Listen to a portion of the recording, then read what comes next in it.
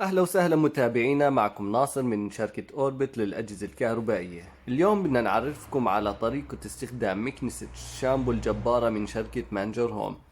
أولا خلونا نتعرف على ميزات هاي المكنسة. تيجي المكنسة بقوة 2000 واط، يعني قوة شفط عالية جدا.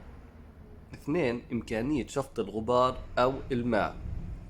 ثلاث، تصنيف A بلس في سحب الكهرباء، يعني اقتصادية جدا في سحب الكهرباء. أربعة، تيجي صناعة تركية أصلية وعليها كيف هذه سنة من تاريخ الاستخدام.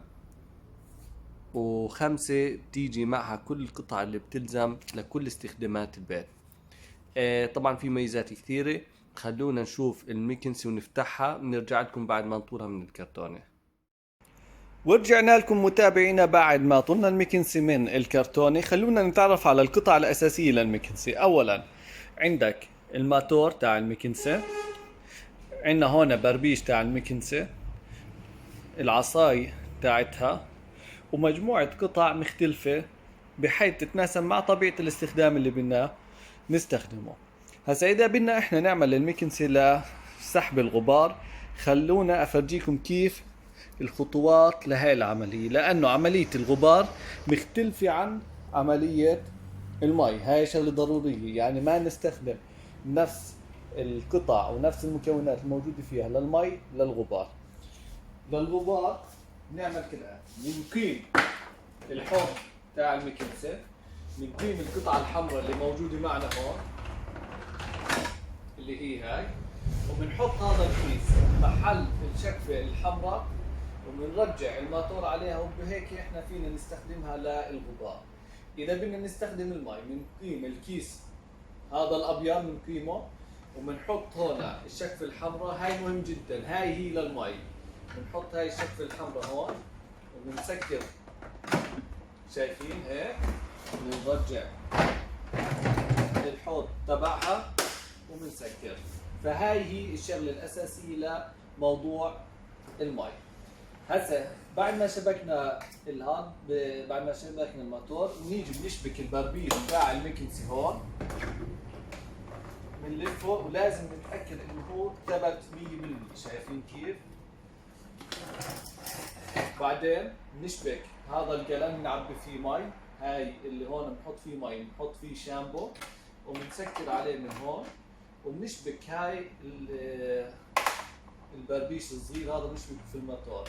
فبتصير المكنسة تسحب المي من هذا القلم وتضخ على البربيش. بعد ما شبكنا بنشبك اللي هي عصاية المكنسة هاي، شايفين نشبكها هيك. وهاي بنستخدم الراسية هاي مشان المي بهاي الطريقة. بعد ما شبكنا القطع الأساسية، لازم نشبك هسه البربيش الأساسي لكل هاي القصة اللي هو بربيش المي. مهم جدا، هذا هو البربيش اللي بيساعد عملية ضخ المي من القلم لأنها توصل للأرض أو المنطقة اللي احنا بدنا إياها. فخلونا نراقب، بدنا نحط راسية هاي الأولى بالفتحة هون، هاي أول شغلة. بعدين القطعة هاي السوداء اللي بتيجي مع البربيش بنشبكه ب، طلع وين نشبكها؟ نشبكها بالايد المكنسة من هون، وبنتأكد انها طبقت 100%. سمعتوا كيف الصوت؟ هاي الطبقة هسه هيك صارت ثابتة. وبنجيب الراسية الثانية اللي موجودة معنا وبنشبكها هون بالفتحة تاعت راس اللي هي المكنسة. وبهاي العملية صار في عندنا بربيش واصل من القلم لحد الراسية. خلونا نشوف تجربة صغيرة كيف بتتم عملية ضغط المي. ملاحظة مهمة، إذا ملاحظين عندنا هون إنه في عندنا كبستين، كبسة الصفراء والكبسة الحمراء. الحمراء اللي هي لضخ المي والصفراء لشفط المي، فممنوع منع بات نستخدم التنتين مع بعض. هاي شغلة مهمة. وممنوع نستخدم عملية ضخ المي والقلم المي تاعه فاضي، لأنه هذا بيحرق الموتور، وهي شغلة مهمة جدا. خلونا نشوف كيف هسه راح تضخ المي.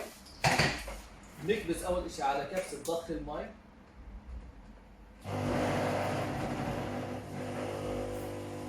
شايفين كيف صارت تطلق؟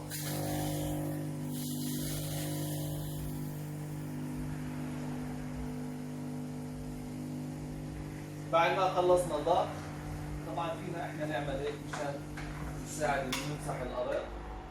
بعد ما خلصنا عمليه الضغط بدنا نسحب، نطفي هاي الكبسه، نطفيها الحمراء وبنشغل الكبسه الصفراء، هاي الشغله المهمه جدا.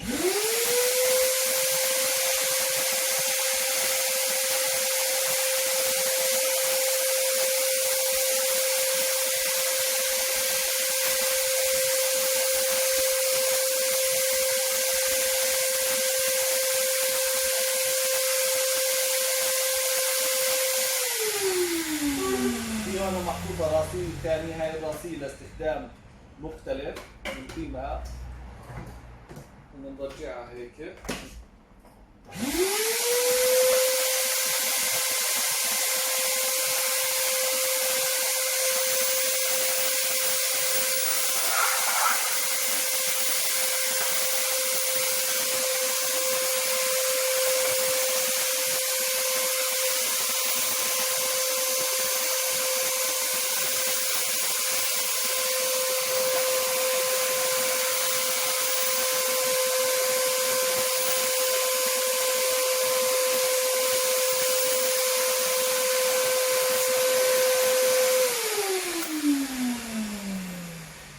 بعد ما خلصنا هاي العملية شايفين، طبعا على السجاد نفس العملية بتنطبق.